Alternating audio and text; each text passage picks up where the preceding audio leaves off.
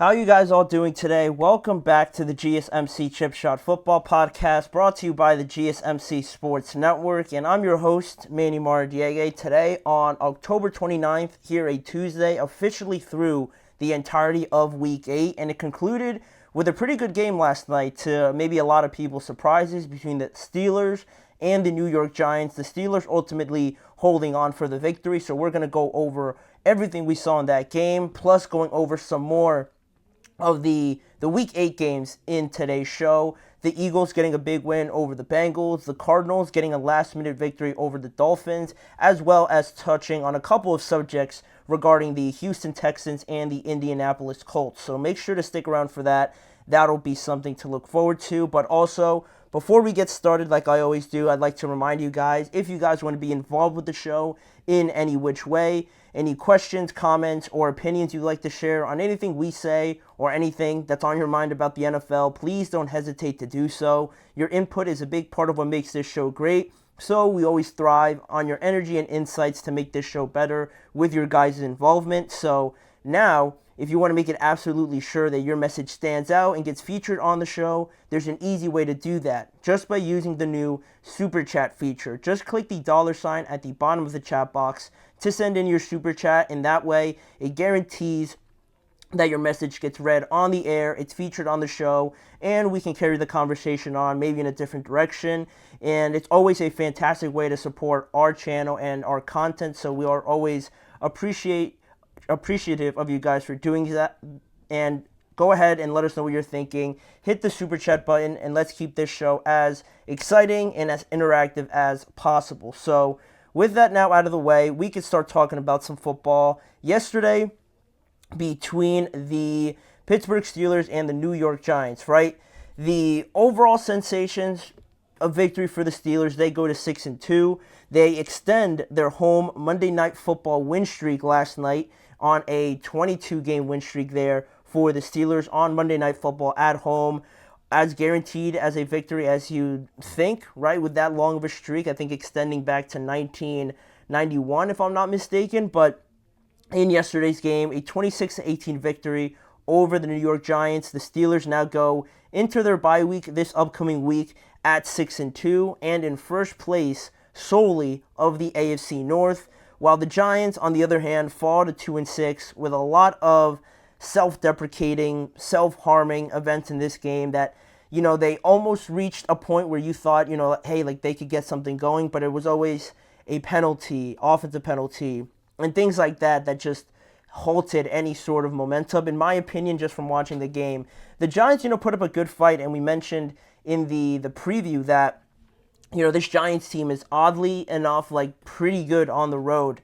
Daniel Jones, for whatever reason, plays better on the road. He has better numbers on the road, and they've gotten some pretty big wins away from New York, away from MetLife against the Browns or the Seahawks, right? They probably went into those games as underdogs, or at least even. So for the Giants to play well and surprise a lot of people, this game felt like a trap game, if you will, to some Steelers fans or just anybody watching the game. It got kind of tight, and the first half was pretty tight as well. So, the Steelers ended up pulling out. Also now it's the Steelers' third win in a row, and like I said, they're solely in first place of the division because of the loss that Baltimore had to the hands of the Cleveland Browns. So the Ravens fall to 5-3, and the Steelers are a game ahead of them. And also for the Steelers, not only did they have a great night overall, just by winning the game, but also this was Najee Harris, his third straight game with 100-plus rushing yards. This is the first time in his career that he's done that over 3 straight games. So contract year for Najee, playing very well. It's no secret, no surprise that him playing well opens up the offense a little bit more. Same thing with Russell Wilson, right? We can't fail to mention him with his integration into the offense now. This team is looking pretty well run, especially on the offensive side of the ball, where before, with Justin Fields, they went 4-2, but even still, it felt like the offense almost was there. There were some throws you'd like to have back, but I didn't think Justin played bad or anything like that. I'm still a big fan of Justin, but with Russ, you get that experience. It feels like everything's more under control. And that's what the Steelers need right now with this kind of team that they have. They've been looking for quick, immediate success over the last couple of seasons, and now it looks like they have it with Russell Wilson. So that was great to see. Speaking about Najee Harris before, Tyrone Tracy also had a breakout performance last night to kind of help the Giants stay in it a little bit. Tyrone Tracy had 20 carries, 145 rushing yards, and a touchdown. He also added 2 receptions for 5 yards also. But really, he did a lot of his damage in the run game. And without him, without his production, really from the entire Giants team, this game probably would have looked a little bit different. So he had a great night. Darius Slayton had a decent night. 4 receptions for 108 yards.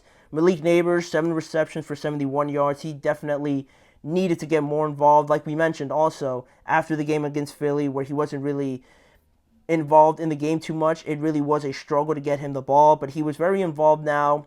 And unfortunately, there were some chances where he came close to scoring. He was out of bounds and things like that. But there are positive signs with this Giants team. It's just, the fact that a lot of the times they kind of just stumble over themselves and get in their own way. Daniel Jones, 264 yards, an interception, and also he lost a fumble late there in the game. So, not awful numbers by the Giants. And on the other side, Russell Wilson, another solid game, 278 yards passing, a touchdown, which should have really been 3 if they counted the first touchdown, but they called it back for a face mask. And also, I don't know how George Pickens doesn't get his second foot down. There was that funny argument about two right feet down in the end zone should equal, both or should count the same. But yeah, it was just very odd to see how he avoided touching his left foot down to the ground. And then when he did, it was out of bounds. So credit to Deontay Banks for making that hit on him to kind of carry him out of bounds. But still, very odd. Russ, another solid game in my opinion. Najee, like I said, 114 yards on 19 carries. George Pickens had another great game, 4 receptions for 74 yards. And Calvin Austin, I've gone this whole time without mentioning him. He had 2 touchdowns on that punt return. The Steelers special teams show up again. He had a 73-yard return on that play there to kind of break the game open. And then later on, Russell found him for his only touchdown pass of the game. So overall, this offense is looking good for the Steelers. Looking at how this game kind of played itself out. The first half had only field goals in it and punts. It was 9-9 at halftime, but Pittsburgh had 2 touchdowns that were called back, like I said. So, you weren't losing, I guess, obviously in the game, but if you're the Steelers at halftime, you're thinking you should be up by at least 15 more points. So that was a bit demoralizing, I guess, for the Steelers, a bit disappointing. But, that second half opened up a lot more when, like we said, Calvin Austin broke the game open with that punt return touchdown, made it 16-9. And the Giants, not sitting back, not just accepting defeat at that point because it was a struggle offensively. They responded right away with their own touchdown. They made it 15-23 when they scored because the Steelers tacked on a couple more points after that. And after another field goal each, the score got up to 18-26 at this point, and then there was a golden chance for the Giants, right? This is where the game got a little bit more exciting. Probably the most excitement that we saw out of the game last night was when Russell tried to run for a first down.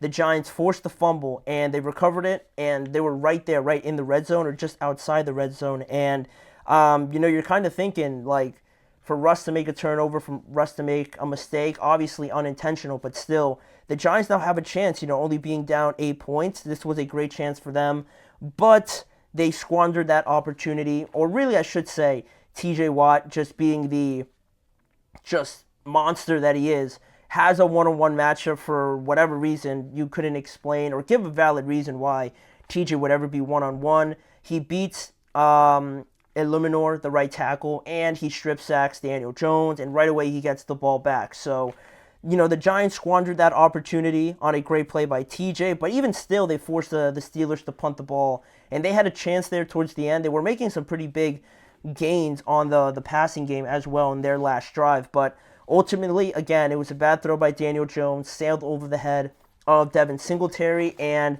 Beanie Bishop, the undrafted rookie cornerback for the Steelers, gets another interception, just closing out the game at that point. So, yeah, great game for the Steelers. Defensively there to shut the door. But really, like I said, the Giants, the penalties were just ridiculous because the amount of times the Giants got flagged was 11 times compared to the Steelers' 5. And the turnovers were huge, but, the Giants gave it away by providing the Steelers with a fumble recovery that they got and an interception as well. The Giants, created a turnover, and that was their gateway to trying to tie this game up. But, they ended up losing the turnover battle in back-to-back drives by giving the ball away. So, it's just the little things that you'd like to see the Giants fix because they have good players. Dexter Lawrence was creating havoc. Brian Burns was a great acquisition. Tyrone Tracy looks like he's going to be something special for them. Malik Neighbors, obviously, it goes without saying. So they have good players, but they've just, kind of gone in their own way. They're still trying to grow through these things. So next season, it looks like at this point, is going to be a little better. But lastly here for the Steelers, it's a good record. It's what you'd want if, the quote-unquote easier part of the schedule is already done, in this first half of the year. Now, after your bye week, the real games start.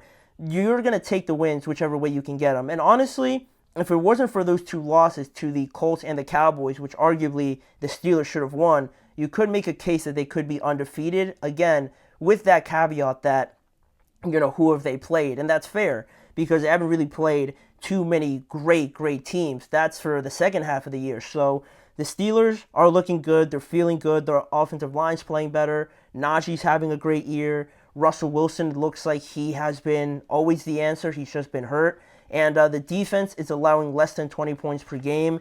Everything is sunshine and roses right now for the Steelers, right? But we're going to find out really what they're made of come Week 10 when they face the Commanders on the road, when they have to go through that gauntlet of divisional games and play the Chiefs and play the Eagles as well.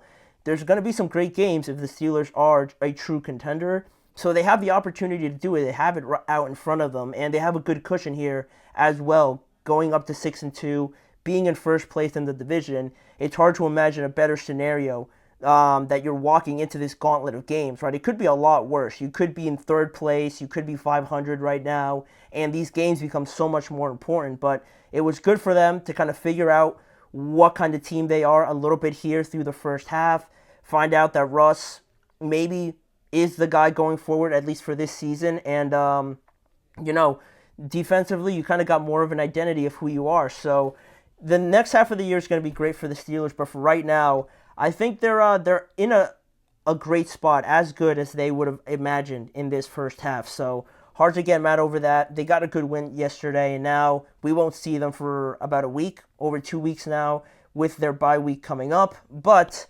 in talks now about the rest of Week 8, there were some games that I wanted to get to, specifically the Eagles and the Cincinnati Bengals, because I think we've reached a point where the Eagles can start to excite us a little bit more because of what they've shown on the field.